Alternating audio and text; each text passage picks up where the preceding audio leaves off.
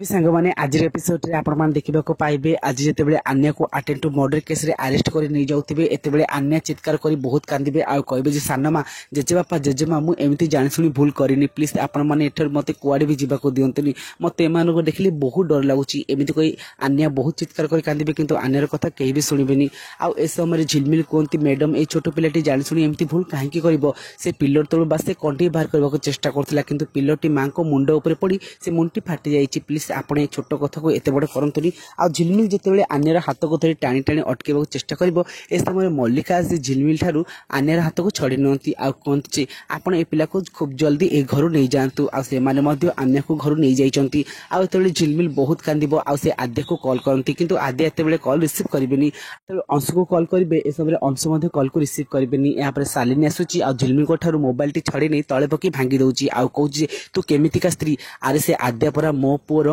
हाथ गोड़ भांगा चेष्टा करथिला आ से झीर अवस्था एमती हेबा दरकार आ एमिति कही झिलमिल मोबाइल टी को से तळे जेतेबेले भांगी देछिन एतेबेले झिलमिल बहुत कांचंती आ एपटे आद्या देखुचंती झिलमिल बार बार कॉल करछि आ कोन हेथिबो बोली मन मन भाबुचंते फ्रेंड्स आपण मान कोन लागुची कोन आद्या निश्चय जानि परिबे तांको झीवा बे कोठी अछि बोली जदि हां यस बोली कमेंट करिवे।